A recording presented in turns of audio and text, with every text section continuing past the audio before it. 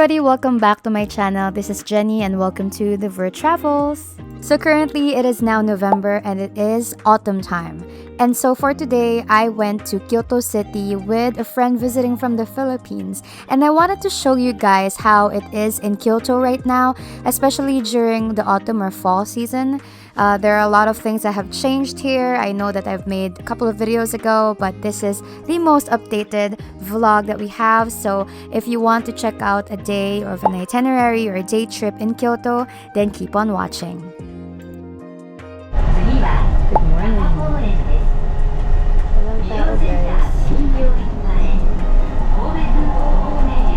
Our starting point is Kobe City, and from Kobe, it takes about 2 hours to get to Kyoto City. Kyoto is always busy, guys, I swear, so it's very important for you to get there before 9 a.m. As much as possible, be early. For a very quick breakfast, we decided to make a stopover at Osaka Station because we really liked this mini shop that we discovered just the other day. And so this is our tip number 1 to you. In JR Osaka Station in the Loop Line, there's a store called Bagel and Bagel. The shop opens exactly at 7 a.m. and they have a lot of choices of types of bagels that you can have. Particularly, we really like their salmon and cream cheese bagel. And it's just something that we really wanted to eat that day. So we stopped over and quickly bought a lot. This is bagel na nagbago ng buhay ni Jennifer. Yeah. I mean, this is not New York bagel for sure. I will be trying that soon, pero this is good. Kobe to Osaka is halfway to Kyoto, around 30 to 40 minutes depending on the train you take. And after Osaka, we went straight ahead and went to Kyoto City. Hey guys!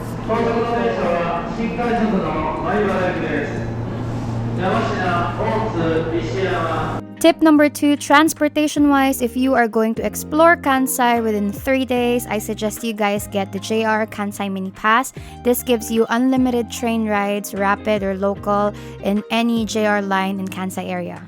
I got mine via KLOOK, so I'll leave the link down below. You guys check that out. Okay, we're here at Kyoto Station. Madaming tao. Sunday ngayon na, pero madaming tao. We're gonna catch the bus papunta ng Kiyomizu-dera. Tip number 3, if you guys have extra time, don't make the mistake of skipping exploring JR Kyoto Station.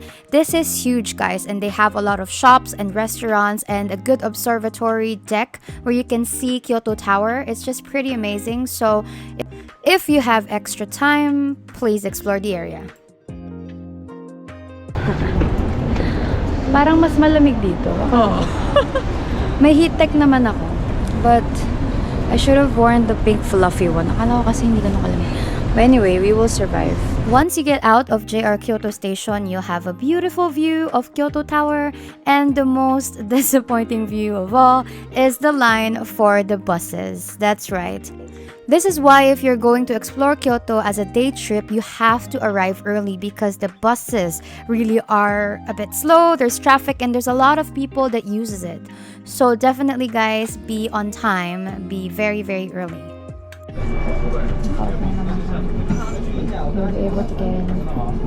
Just a few stops away from Kyoto Station, we are going to go to our first destination. Okay, just a few minutes walk from the bus stop. Madami laging tao dito, guys, kaya earlier better. Pero parang kahit parang lagi silang dito. Hindi nawawalan sa Kyoto ng tao. Unless nung pandemic, sure. Well and behold, we have arrived. Our first destination is the Kiyomizu-dera Temple. Kiyomizu-dera Temple, isa siya sa pinakasikat na puntahan dito sa Kyoto. At maraming nagkikimono dito. Pero ngayon, hindi kami nagkikimono. Chill lang kami. Let's enjoy. Not today, but let's enjoy. Kiyomizu-dera is one of Kyoto's most iconic temples. It was built back in 778, and this is a UNESCO World Heritage Site, famous for its wooden stage offering breathtaking views. It depends with the season, but as of now, this is the view for autumn. The foliage is very late. To get inside the main temple, you must pay an entrance fee of 500 yen for adults and then 200 yen for the children. I think it's very worth its price considering all the different views that you can see and the things that you can do inside the temple.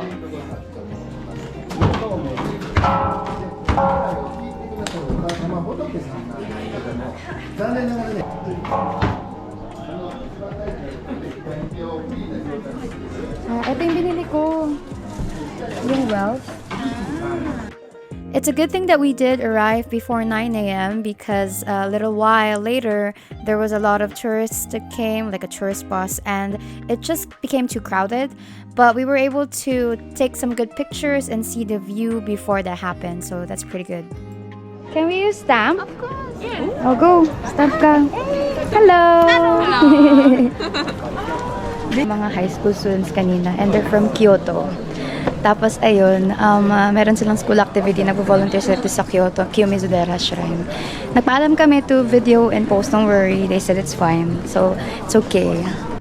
This is actually my first time going inside the main temple, and I'm very surprised that it is really huge, guys.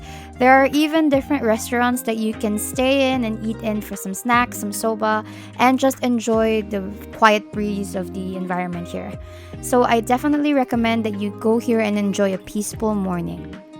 And that's it. Nalibot na namin yung Pagoda and the Kiyomizu Temple, which is great. Our next destination for the day is none other than Sanen-zaka and Nanaya. These iconic streets of Kyoto are conveniently located just across Kiyomizu-dera. These historic sloping lanes are filled with traditional wooden buildings, shops, and cafes. They're perfect for a leisurely stroll and are known for their picturesque charm, making them a must-visit when exploring the area around the temple. Travel tip number 4, just a few steps away from Kiyomizu-dera, on the right side, there's this shop right here. You can go inside and get free drinks. Green tea, guys. The main product of Kyoto, Matcha.